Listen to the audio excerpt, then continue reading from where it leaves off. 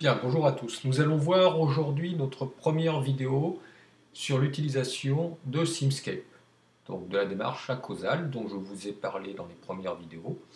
Là, on montre la différence entre la démarche causale de Simulink et la démarche acausale de Simscape. Bien, donc dans Simscape, l'idée est d'effectuer la modélisation en assemblant des composants élémentaires dont le comportement est déjà modélisé. Je vous montrerai dans une autre vidéo comment.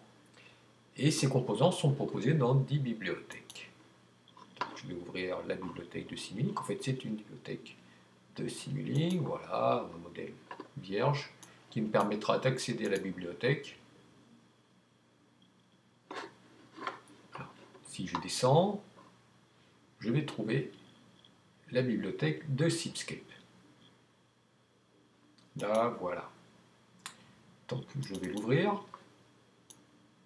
Voilà, bibliothèque de Simscape. Qu'est-ce que j'ai? Donc, la bibliothèque Fondation Librairie date de base, je dirais. Qu'est-ce que vous y trouvez? Ben, vous allez y trouver des composants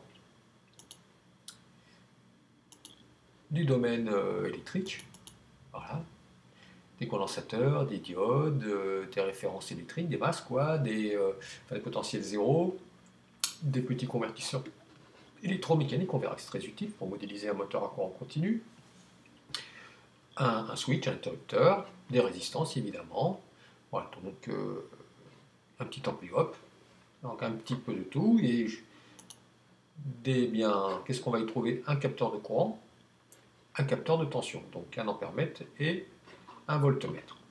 Et donc pour agiter tout ça, pour alimenter tout ça, on a des sources en courant, des sources en tension, certaines peuvent être contrôlées, d'autres pas, d'autres ont une valeur fixe, donc tout ça c'est gérable.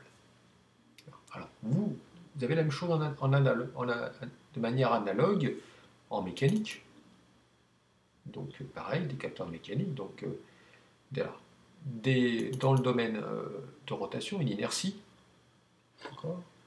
Donc vous avez des ressorts, des amortisseurs, ce qui va permettre de modéliser des couples de friction. Vous avez la même chose dans le domaine du mouvement en translation, des sources mécaniques qui vous permettront d'introduire une force ou un couple pour faire bouger, et tout ce qu'il faut pour mesurer la vitesse, le couple, la position. Vous rencontrez la même chose dans le domaine thermique. Qu'est-ce que vous avez? Vous avez des masses thermiques, vous avez des capacités thermiques, des résistances thermiques qui vous sont proposées, avec les capteurs qui nous permettront de faire des mesures de température ou de puissance, de flux thermique, et aussi des sources qui nous permettront de fixer les températures, d'envoyer une puissance, pour simuler une puissance de chauffage, de manière à avoir l'influence sur la température, par exemple dans une pièce ou dans une barre. Bien, là je vous ai présenté toutes les librairies de base. On se verra pour un premier tutoriel où on va concevoir un petit modèle électrique.